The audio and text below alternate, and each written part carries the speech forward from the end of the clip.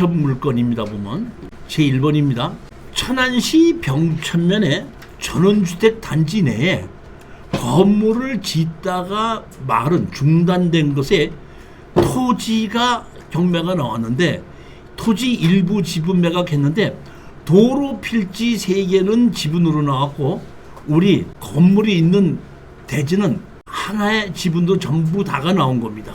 이거는 제가 예전에부터 경매로 나왔었기 때문에 현장에도 가봤었던 땅인데 옛날과 달리 전원주택을 좋아하시는 분도 있지만은 전원주택을 불편하게 생각하시는 분들이 있기 때문에 전원주택이 그렇게 빨리빨리 아파트처럼 빨리빨리 매각은 되지 않기 때문에 여러분들이 이걸 투자하신다고 해도 정상적인 가격에서 한 70% 80% 금매 가격으로 팔아야 된다고 생각하시고 입찰에 들어가셔야 되는 겁니다. 자, 보시면 감정 가격이 2억 4천짜리가 8,300만 원까지 떨어졌습니다. 가격은 많이 떨어진 거죠.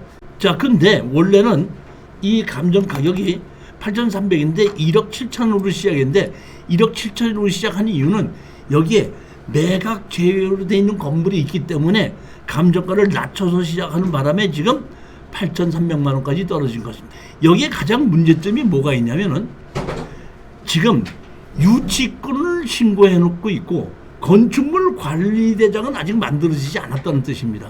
그 다음에 공유로 아까 도로에 있는데 그 도로의 지분으로 받은 것은 가등기가 돼 있거든요.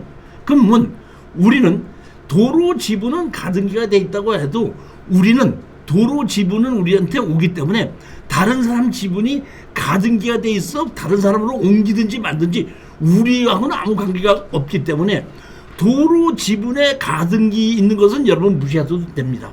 다만 여러분들이 판단하셔야 될 것은 여기 유치권 신고가 있고 건물을 짓다 말았기 때문에 우리가 낙찰 받으면 건물을 마저 준공시켜서 제3자한테 팔아야 된다.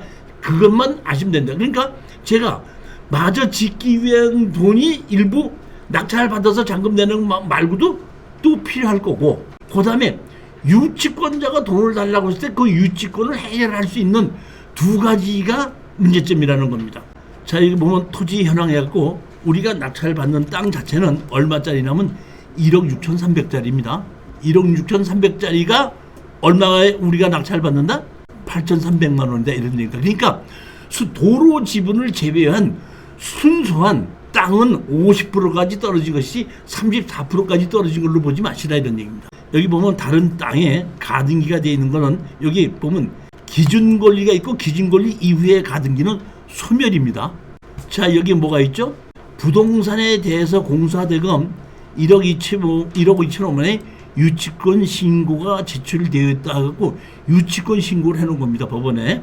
그리고 여기 보면 전원주택 단지 안에 이 도로는 지분이고 요 땅은 우리가 다 낙찰 받는 겁니다. 항공사진을 보면 이렇게 전원주택지 단지 안에 있는 겁니다. 이렇게 바깥으로도 있고 이쪽으로도 있고 여기 보게끔 되면 이제 제가 현장을 가봤었는데 여기 무슨 조금 한 몇백 미터 떨어져 있지만 이쪽은 전원주택이 아니라 공장 같은 것이 지어져 있더라고요. 용도 지역은 계획관리지역입니다. 안성에서부터 지금 세종시까지 제2 고속도로가 생기고 있는데 그 고속도로가 이쪽 옆으로 지나가기 때문에 만약의 경우에 현재까지는 안성까지 개통이 됐고 안성에서부터 지금 천안까지 가는 고속도로가 얼마 전에 사고가 났었던 데가 요 앞입니다. 여기 안성 바로 지난 요 앞입니다. 만약에 된다면 여기에 인터체인지가 생긴다면 이 전원주택하고 상당히 가까운 곳이고 여기에 지금 고속도로는 최고 속도가 120km입니다. 전원주택이 외부에서 보면 외부는 이렇게 완성이 돼 있는데 완성돼 있다고 하더라도 완성된 것은 아닙니다. 보게끔 되면 요 외부는 이렇게 완성이 돼 있는데 제가 사진에 나와 있지 않은데 제가 가봤을 때는 기와도 올리다가 말았습니다. 여기 보면 기와 같은 게 이렇게 있죠. 그 다음에 여기 보시면 실내 내부를 이렇게 목조로 해서 칸막이 하다가 중단이 됐죠. 다시 말하면 칸막이에서 중단했다는 얘기는 여러분들이 전기공사나 기본적인 그 배수 설비는 돼 있겠지만은 마감에 대한 전기공사나 내부에 대한 수도나 그다음에 난방 시스템에 대한 공사는 여러분들이 마저 하셔야 되는 게, 타일이나 욕조나 바닥이나 이런 것은 마저 공사를 마무리를 하셔야 된다는 뜻입니다. 근데 여러분들은 건물은 매각 지역이기 때문에 여러분 건물이 아니기 때문에 여러분 공사를 할 수도 없는 거예요, 사실은. 그럼 공사를 하기 위해서는 건물을 내 걸로 만들어야지 공사를 할 수가 있는 겁니다. 자, 제일 먼저 이게 문제점이 뭐였죠? 유치권이었죠.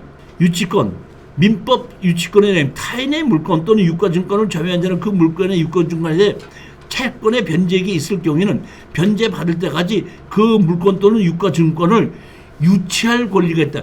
유치할 권리라는 얘기는 돈을 받을 때까지 그 부동산을 붙들고 점유하고 사용할 수 있는 권한이 유치권입니다. 언제까지? 돈을 받을 때까지.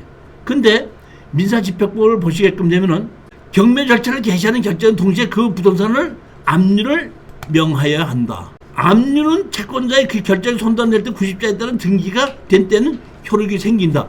즉 이 얘기는 뭐냐면 여기에 유치권을 점유할 수 있는 것은 경매 개시 결정 전에 유치권자가 유치하고 있어야지 그 유치권이 인정이 된다, 이런 얘기인데, 여기 보시면 부동산의 점유 관계 있죠. 감정평가사가 할 때 뭐라고 했냐면 목적물 내 점유자 부재로 임대관계 점유가 조사할 수 없음, 이렇게 돼 있죠. 경매 개시 결정을 하고 압류를 해놓고 난 다음에 판사님의 명령에 의해서 현황 조사를 하러 갔는데, 현황 조사를 하러 갔을 때 유치권자가 없었다는 얘기입니다. 다시 말하면 이러한 유치권은 서류로 집어넣어서 유치권이 인정이 되는 것이 아니라 유치권은 붙들고 있을 수 있는 권한인데 붙들고 있지 않기 때문에 이 유치권은 인정이 되지 않는다는 얘기입니다. 자, 그러니까 유치권은 일단은 해결이 됐고, 두 번째 문제는 뭐냐면 우리가 건물은 낙찰을 받지 않았지 않습니까? 건물이 내 게 아닌데 마무리 공사를 할 수가 없어요. 그러니까 두 번째는 건물을 내 걸로 만들어야 된다는 얘기죠. 우리가 천안의 시에 가서 건축과에 가게끔 되면 이거는 건축허가를 받은 것이 있습니다. 아직 준공이 나지는 않았지만은 현재 건축허가를 받은 사람이 있기 때문에 그 건축허가를 받은 사람에게 우리는 철거하고 나가고 철거하고 나갈 때까지 지료를 달라고 요구할 수가 있습니다.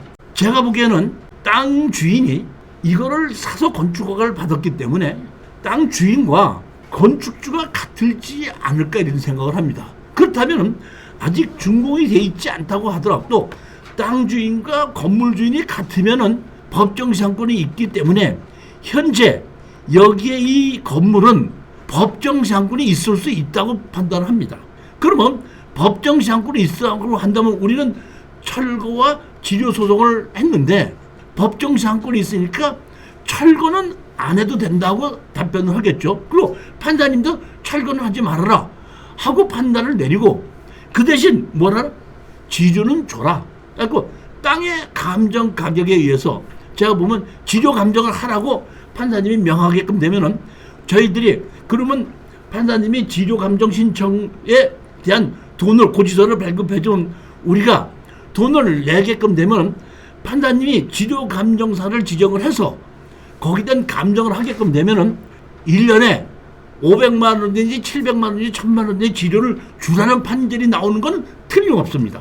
500만 원이 되든지 700만 원이 되든지 1000만 원이 되든지는 지료 감정에 의해서 결정이 되겠지만 지료를 내야 된다는 것은 틀림없고 법정시한권이 있기 때문에 건물을 철거하지 말라는 것도 판결은 틀림없이 날 거라 이런 얘기입니다. 그러면 우리는 자 보십시오.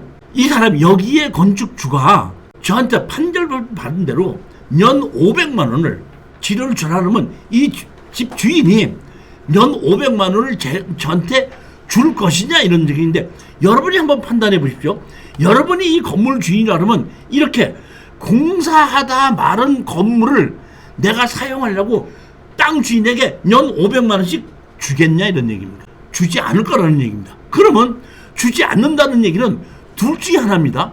여기 건물 주인이 나 이게 짓담한 건물인데 내 건물을 적당한 가격에 사가십시오 할 수 있는 방법이 하나가 있고, 또 하나의 방법은 지료든지 뭐든지 마음대로 해라고 건축 주인이 마음대로 해라고 BJR로 나올 수가 있습니다. 그러면 이렇게 현재는 건축물 관리장이 없고 건물 등기부 등본이 없지만 협상을 해서 건축주 명예 변경해서 내 이름으로 변경을 하게끔 되면 건물이 내 거가 되기 때문에 몇백만 원을 주고라도 협상을 해서 넘겨받게끔 되면은, 그러면은 자 보십시오.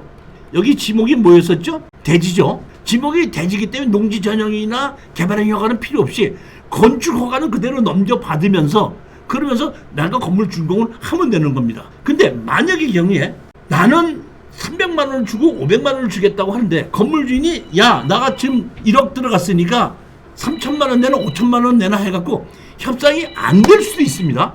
그러면 협상이 안 됐을 때는 건축주 명예변경을 못하기 때문에 아까 제가 뭐라고 그랬죠? 지료 판결을 받은 게 이제 1년에 500만 원 500만 지료 받는 걸 가지고 나는 건물 주인과 채권 채무자 관계가 된 겁니다. 지료 때문에 채권 채무가 관계가 됐는데, 이렇게 건물 형태가 다 지어져 있는데도 건축물 관리장이 없을 때는 내가 이 사람이 채권 채무 관계이기 때문에 이 건물을 건축물 관리장이 없이 그냥 건물을 등기해 주십시오 하고 신청하면 건물이 등기를 하게끔 되고, 건물을 등기를 하게끔 되면 우리가 지료를 갖고 그 건물을 경매로 집어넣고 우리가 낙찰을 받아서 건물 주인과 땅 주인을 같이 하나로 만드는 겁니다. 단 제가 말씀드리는 건 뭐냐면, 이 우리가 땅의 감정 가격이 있고 건물 감정 가격이 있는데 전원주택이 옛날처럼 그만큼 화롭지 않기 때문에 매매가 가려면은 금매 가격, 다시 말하면 여기에 전원주택에 지금 보면은 매매 가격이 있을 텐데 그 매매 가격에 금매 가격 70% 80% 가격으로 우리가 매도를 해야지 쉽게 매도를 할 수 있기 때문에 절대 질러서 받으면 안 되고 최소의 가격으로 우리가 낙찰을 받고 최소의 가격으로 건물을 매입을 하고 마무리를 해서 매도를 했을 때 수익이 생긴다는 겁니다.